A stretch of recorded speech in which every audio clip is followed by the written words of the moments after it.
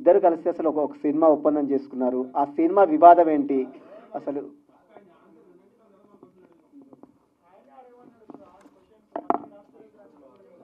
ఒక 1 మినిట్ అండి, మీకు కంప్లైంట్ ఏంటో క్లారిటీగా ఇస్తాం. కంప్లైంట్ ఇంతవరకు ఎవరికి తెలియదు కదా, మీకు కంప్లైంట్ తెలిస్తే క్లారిటీ వస్తుంది. ప్రొడ్యూసర్స్గా ఎవరైతే ఈ సినిమాకి ఉన్నారో అసలు వీళ్ళు ఎలా ఎంట్రీ అయ్యారో మనం చూడాలి. వీళ్ళు ఎలా ఎంట్రీ అయ్యారంటే, కో ప్రొడ్యూసర్ గారు అండ్ విక్టిమ్ ఒక సాంగ్ చేయాలి అని. వాళ్ళ స్టేటస్ ఏంటో మీకు ఆల్రెడీ తెలుసు. వాళ్ళు శ్రీ పిక్చర్స్ అనేటువంటి బ్యానర్తో ఇంతకుముందు కొన్ని చిన్న చిత్రాలు కానీ, సాంగ్స్ కానీ, లేదా షార్ట్ ఫిల్మ్స్ కానీ ఇలాంటివి తీసున్నారు.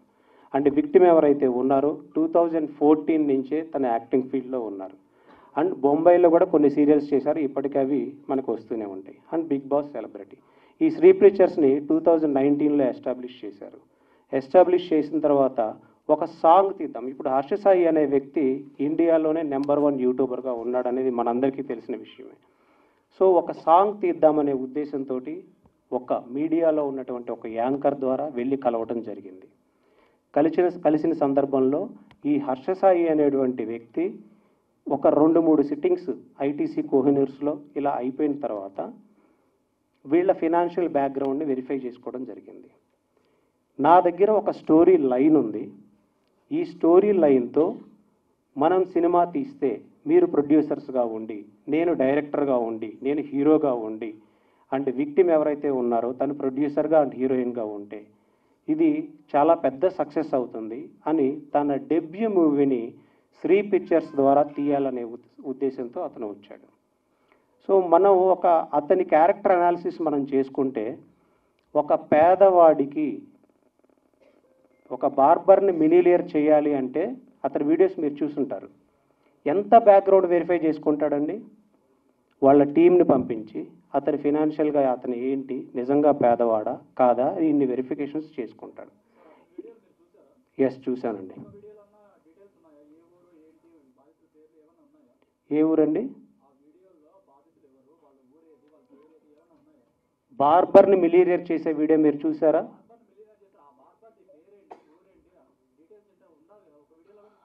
అది మీరు క్వశ్చన్ చేయాలి హర్ష సాయిని. మీరు క్వశ్చన్ చేయాలి సార్. అది హర్ష సాయిని మీరు క్వశ్చన్ చేయాలి. నేను చెప్తున్నా, ఇంత బ్యాక్గ్రౌండ్ అతను వెరిఫై చేసుకుంటాడు. ఒకళ్ళకి 5 లక్షలు దానం చేయాలంటే అతను చేసుకున్నాడు కాబట్టి, అలాగే తన ఫస్ట్ డెబ్యూ మూవీకి వీళ్ళ దగ్గర ఫినాన్షియల్ క్రెడిబిలిటీ ఉందా లేదా అని వెరిఫై చేసుకున్నాడు. ఫస్ట్ నన్ను చెప్పనివ్వండి. వెరిఫై చేసుకున్న తర్వాత మాత్రమే తను ఆ సినిమాలోకి ఎంటర్ అవ్వడం జరిగింది. అండ్ నాకు అకామిడేషన్ ప్రొవైడ్ చేయండి అనేది జరిగింది. ఆ అకామిడేషన్ ప్రొవైడ్ చేసే టైంలో ఈ నార్సింగిలోని ఒక విల్లాలో వీళ్ళు అకామిడేషన్ ప్రొవైడ్ చేశారు. ఆ విల్లాకి విక్టిమ్ని ఇంకా షూట్ స్టార్ట్ అవ్వలేదు. స్క్రిప్ట్ అతని దగ్గర ఓన్లీ లైన్ మాత్రమే ఉంది. ఇప్పుడు స్క్రిప్ట్ డిస్కషన్స్ ఎలా జరుగుతాయో మీకు తెలుసు.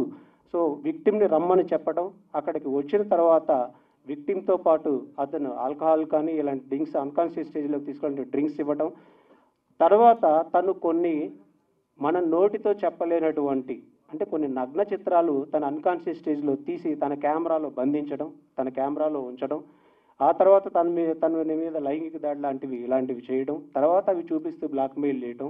వాళ్ళ ఫాదర్ ఎప్పుడైతే తను లీగల్గా కంప్లైంట్ ఇవ్వాలి, డిఫెండ్ చేయాలి అనుకుందో, అల్టిమేట్ స్టేజ్లో ఇంకా ఈ వివాదాన్ని సర్దుమర్చాలి అనే ఉద్దేశంతో వాళ్ళ నాన్నగారితో మాట్లాడించి ఎలా అయినా సరే ఈ వివాదాన్ని ఇక్కడ సర్దుమర్చాలనే ఉద్దేశంతో వాళ్ళ నాన్నగారు ఒక ఫాల్స్ ప్రామిస్, మీరు సెలబ్రిటీ, తను సెలబ్రిటీ, మీరు ప్రొడ్యూసర్గా ఉన్నారు, ఈ సినిమాలో సక్సెస్ అవుతుంది, మీకు పెళ్లి చేస్తాను అనేటువంటి ప్రపోజల్ పెట్టడం, ఆ పెళ్లి అనే మాటతో నమ్మించి, ప్రేమ అనే మాటతో నమ్మించి సినిమాని ఇంత దూరం తీసుకొని రావడం, దాన్ని ఎలా షూట్ చేశారు, బ్లూ మ్యాట్ కూడా యూజ్ చేయకుండా ఎలా షూట్ చేశారు అనేది మీరు ఆల్రెడీ చూశారు. ట్రీజర్ ఎంత గ్రాండ్గా రిలీజ్ అయిందో కూడా మీరు చూశారు. ఇప్పుడు ప్రొడ్యూసర్ రైట్స్ ఎవరి దగ్గర ఉంటాయండి? స్టోరీకి సంబంధించినవి రైట్స్ అన్నీ ఎవరి దగ్గర ఉంటాయి? ప్రొడ్యూసర్ దగ్గర ఉన్నాయి. ఆ సినిమాకి అది రిలీజ్ అయితే 10 మిలియన్ వ్యూస్ వరకు, 12 మిలియన్ వ్యూస్ వరకు వెళ్ళటం మనం చూసాం ఆల్రెడీ. నెట్ఫ్లిక్స్ కూడా వీళ్ళని అప్రోచ్ అయినట్టు మనకు తెలుస్తుంది. ఈ సినిమా 100 కోట్లు వెళ్తుంది, 200 కోట్లు వెళ్తుంది అని అతను చెప్పిన ఆడియోస్ని పోలీసు వారికి సబ్మిట్ చేయడం కూడా జరిగింది. అతనికి ఆ నమ్మకం ఉంది కాబట్టి, ఆ లాభం ఏదో వస్తే ప్రొడ్యూసర్కి వస్తుంది, నేను చేస్తే నాకేంటి అనుకున్నాడు కాబట్టి, నాకు కేవలం రెమ్యూనరేషన్ వస్తుంది అనుకున్నారు కాబట్టి విక్టిమ్ని మళ్ళీ హెరాస్ చేయడం మొదలుపెట్టాడు, నాకు కాపీ రైట్స్ ఇవ్వండి. ఈ సినిమాలో తన ఒక్కళ్ళదే ఇన్వెస్ట్మెంట్ కాదు, ఇంకా ఇన్వెస్టర్స్ కూడా ఉన్నారు. ఇప్పుడు బాలా గారు ఉన్నారు, ఇంకా ఒక సినిమాకి బిహైండ్ చాలా మంది ఉంటారు వర్క్ చేసేవాళ్ళు. తన ఓన్ డెసిషన్ కాదు. ఇప్పుడు ఆ కాపీ రైట్స్ కోసం మళ్ళీ తను బ్లాక్మెయిల్ చేయటం, సొసైటీలో కొంతమంది సెలబ్రిటీస్ని ఈ సంవత్సర కాలంలో ఏ ఇంటిమెసీ లేకుండా, ఎలాంటి ఇది లేకుండా, తనకు అనుకూలంగా తను ఏ క్రైమ్ అయితే చేశాడో తనకు కావాల్సినట్టుగా తినని డిఫేమ్ చేయడం కోసం, విక్టిమ్ని డిఫేమ్ చేయడం కోసం కొన్ని ఫ్యాబ్రికేటెడ్, కొన్ని ఎడిటెడ్, కొన్ని స్క్రిప్టెడ్ ఆడియోస్ అన్ని పెట్టుకోవడం, కొంతమంది సెలబ్రిటీస్ని, కొంతమంది యూట్యూబర్స్ని ఐటీసీకి పిలిపించుకొని పర్టికులర్గా మోర్ దెన్ 100 మెంబర్స్కి పిలిపించి వాళ్ళకి వినిపించడం, వీళ్ళని డిఫేమ్ చేయండి, వీళ్ళకి వచ్చే ఫైనాన్షియల్ ఫండింగ్ రాకుండా చేయండి, వీళ్ళని సర్వనాశనం చేయండి అని కంకణం కట్టుకోవడం, ఇవన్నీ చేశాడు. ఇది కంప్లైంట్లో మెన్షన్ చేశారు.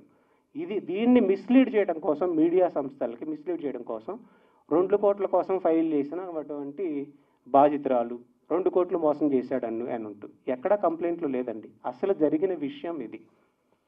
దీని తర్వాత అతని ట్రాప్లోకి మీడియా సంస్థలను వాడుకుంటున్నాడు.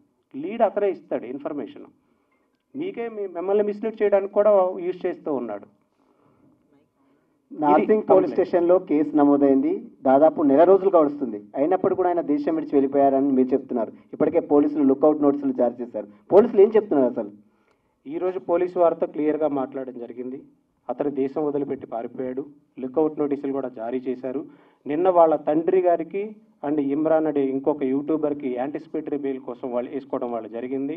జడ్జి గారు క్లియర్గా అడిగారు, మీరు ఇంకా అక్యూజ్డ్గా చేర్చకముందే మీరు ఎలా వస్తారు అని బెయిల్ రిజెక్ట్ చేయడం కూడా జరిగింది. సార్, ఇప్పుడు విక్టిమ్కి సంబంధించిన ఆడియోలు బయటకు వచ్చాయి, అవన్నీ కూడా తీసేయాలంటున్నారు కదా. అదేవిధంగా హర్ష సాయికి సంబంధించిన ఆడియోలు కూడా బయటకు వచ్చాయి, అవి ఎలా వచ్చాయి? అక్యూజ్డ్కి విక్టిమ్కి ఒకే రైట్. కోర్టు ఫైనల్ చేయలేదు లేదు, అది అక్యూజ్డ్కి ఎఫ్ఐఆర్ మాత్రమే అయింది. అది అక్యూజ్డ్కి విక్టిమ్కి సేమ్ రైట్స్ ఉండవు. రైట్. నువ్వు నిందితుడివి, నీ దగ్గర ఏదన్నా ఆధారాలు ఉంటే అవి వచ్చి మీరు పెట్టండి కోర్టుకి. వీళ్ళ దగ్గర ఉన్న ఆధారాలు మీడియాకి రిలీజ్ చేయలేదు. వీళ్ళ దగ్గర ఏమున్నా సరే. నా క్వశ్చన్ స్ట్రైట్ గా ఒకటే, ఆడియోలు ఎలా వచ్చాయి బయటికి? ఆడియోలు ఎవరు రిలీజ్ చేశారండి? అదే నేను అడుగుతున్నాను, ఎవరు రిలీజ్ చేశారు? అది ఎవరు రిలీజ్ చేశారు? హర్ష సాయే రిలీజ్ చేశాడు ఆడియోలన్నీ.